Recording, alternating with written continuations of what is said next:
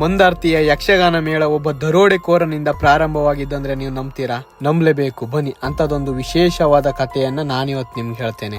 ಆತನ ಹೆಸರೇ ಸೂರ್ಗೋಳಿ ಅಂತುಗಾಣಿಗ. ಉಡುಪಿ ಜಿಲ್ಲೆಯ ಸೂರ್ಗೋಳಿಯ ಈತ ಅವಿಭಜಿತ ದಕ್ಷಿಣ ಕನ್ನಡ ಜಿಲ್ಲೆಯ ಅತ್ಯಂತ ದೊಡ್ಡ ದರೋಡೆಕೋರನಾಗಿದ್ದ.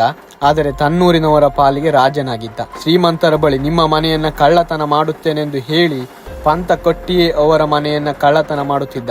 ನಂತರ ಅದನ್ನೆಲ್ಲ ಬಡವರಿಗೆ ದಾನ ಮಾಡುತ್ತಿದ್ದ. ಸೂರ್ಗೋಳಿ ಅಂತುವಿನ ಜೀವಮಾನದಲ್ಲಿ ಒಂದೇ ಒಂದು ಕಳ್ಳತನ ವಿಫಲವಾಗಿರಲಿಲ್ಲ. ಆದ್ರೆ ಒಂದು ದಿನ ಬೆಟ್ಟದ ಮೇಲಿನ ದೊಡ್ಡ ಗಣೇಶನ ದೇವಾಲಯವನ್ನ ದರೋಡೆ ಮಾಡಲು ಹೊಂಚು ಹಾಕ್ತಾನೆ.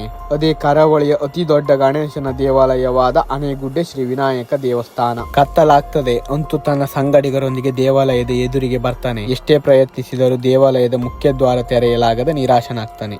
ಈತನಿಗೆ ಜೀವಮಾನದಲ್ಲೇ ಮೊಟ್ಟ ಮೊದಲ ಸೋಲಾಗಿತ್ತು. ಈ ಸೋಲಿನಿಂದ ಬೇಸತ್ತು ಜೀವತ್ಯಾಗಕ್ಕೆ ಮುಂದಾದಾಗ ಗಣಪತಿಯ ಅಶರೀರವಾಣಿ ಕೇಳಿಸುತ್ತೆ.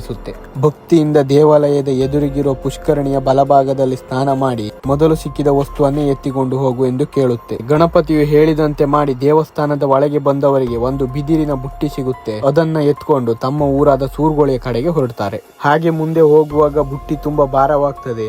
ಅಲ್ಲೇ ಒಂದು ಕಡೆ ಇಟ್ಟು ಬುಟ್ಟಿಯನ್ನ ತೆರೆದು ನೋಡ್ತಾರೆ. ಅದರೊಳಗೆ ನೋಡಿದ್ರೆ ಗಣೇಶನ ವಿಗ್ರಹ ಮತ್ತು ಗೆಜ್ಜೆ ಇರುತ್ತೆ. ಭಾರವಾಗಿ ಕೆಳಗಿಟ್ಟ ಕಾರಣ ಊರು ಬಾರಾಳಿ ಎಂದು, ದೇವಸ್ಥಾನವು ಬಾರಾಳಿ ಮಹಾಗಣಪತಿ ದೇವಸ್ಥಾನವೆಂದು ಪ್ರಖ್ಯಾತವಾಗುತ್ತೆ. ಅಲ್ಲಿಂದ ಸ್ವಲ್ಪ ಮುಂದೆ ಬರುವಾಗ ಅವರಿಗೆ ಅರಿವಿಲ್ಲದೆ ಅದರಲ್ಲಿದ್ದ ಗೆಜ್ಜೆಯನ್ನು ಹಾಕಿಕೊಂಡು ಕುಣಿಯಲಾರಂಭಿಸುತ್ತಾರೆ. ಆಗ ಮಂದಾರ್ತಿ ದುರ್ಗಾ ಪರಮೇಶ್ವರಿಯ ಅಶರೀರವಾಣಿ ಕೇಳಿಸುತ್ತೆ. ಮಂದಾರ್ತಿಯಲ್ಲಿ ಯಕ್ಷಗಾನ ಮೇಳ ಪ್ರಾರಂಭಿಸು, ಮೇಳದ ಯಜಮಾನ ನೀನೇ ಆಗು ಎಂದು ತಾಯಿ ಆಶೀರ್ವಾದ ಮಾಡ್ತಾಳೆ. ಅಂದು ಪ್ರಾರಂಭವಾದ ಯಕ್ಷಗಾನ ಮೇಳ ಇಂದು ಬರೋಬ್ಬರಿ 5 ಮೇಳಗಳಾಗಿ ಮಂದಾರ್ತಿ ದಶಾವತಾರ ಯಕ್ಷಗಾನ ಮೇಳವಾಗಿ ಪ್ರಸಿದ್ಧಿ ಪಡೆದಿದೆ. ಇದೇ ರೀತಿಯ ಇನ್ನಷ್ಟು ವಿಡಿಯೋಗಳಿಗಾಗಿ ನಮ್ಮ ಪೇಜನ್ನು ಫಾಲೋ ಮಾಡಿ, ಸಪೋರ್ಟ್ ಮಾಡಿ.